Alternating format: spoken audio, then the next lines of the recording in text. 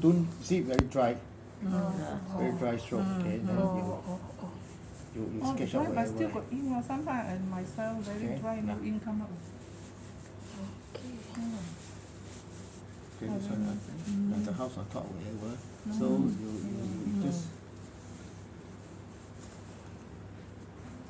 So maybe you can see the road a little bit. Yeah. So it's just now you're going to split all these things first. Then you rub the bottom part. You rub the bottom part. Oh, the bottom part. So the top part leave it empty. The top part leave it empty. The bright side. So you can redo, follow back the thing again. You do something. You first thing you identify all these things first. Identify all these things, then you rub like that. One piece by one piece. Which way to rub, Mr. Yee? Left and right, no? Yeah, just left and right. So you go and draft out all these things, the rough shape first, you know. Yeah. Then only. Sketch out. Then only you just left and right. So the bottom got another one whatever lah. So you let's say you got another one here. You just rub like that. So make sure not so much water. So yours is too much water. It all merge. Okay. Now as for the house, since we look up there, so the house, the perspective view, we look up. So the house will be smaller. No, I mean flatter. One diminution point here, so this one become higher. Diminution point, so small like that. So the roof become thinner, not so thick, not so because we look up the house there. Okay, then the front there we have some bushes or whatever, because we don't build the house so right in front of the cliff. So the house will be back a little bit. So in front of the house near the cliff there, you must have some tree to block it up. So these are the things lah. Okay. Take this one. So the back, all those trees grow smaller. You see, very small. Because the house is so small. Because the house is small, so you do not so big. Now as for the flat pole, the one I use the sharp point of the dry stroke. And then the flat to make it so thicker again, so you can make it something like I see being blown by the wind like that. A little bit like that. Just one flat cukup, you don't need to draw so many. Okay, just like that. Okay. Now all this step because you're going to do it with the orange color, so you use very dark ink to do all these things. Very dark ink to dab. This is the bushes. Okay, dab. Then only after dry, the last final touch only use the orange color to add the color on it, because this is the autumn scene. So we use, let's say it's just a normal spring or summer, no need to just put indigo blue, that will do. Just a normal scene. Okay, you just do like that. Okay. So wherever tree here, so make sure it is half dry. The stroke half dry, so can see through a bit. That's very important. Always draw your brush on this waste paper here to test the color. Now, see, you just rub. So all these gap, not gap, all these joining part, so that's the you know what I call it, the place where it can grow the tree lah. The tree, because here so smooth, so nothing for them the tree to grow. So don't grow the tree so much here.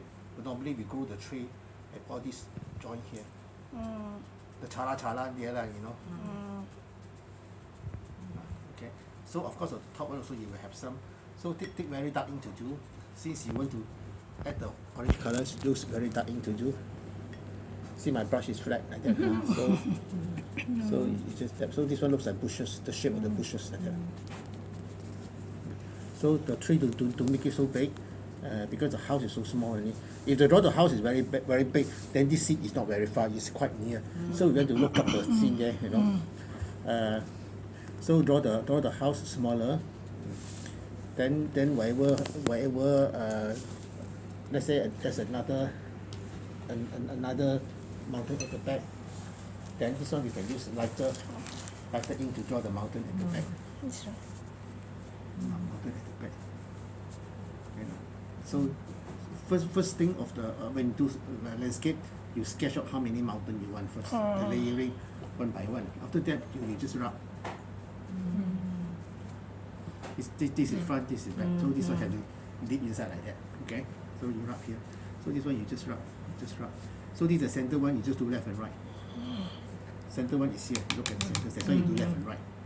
Okay. So this one also. So for the far mountain, you can do lesser than this.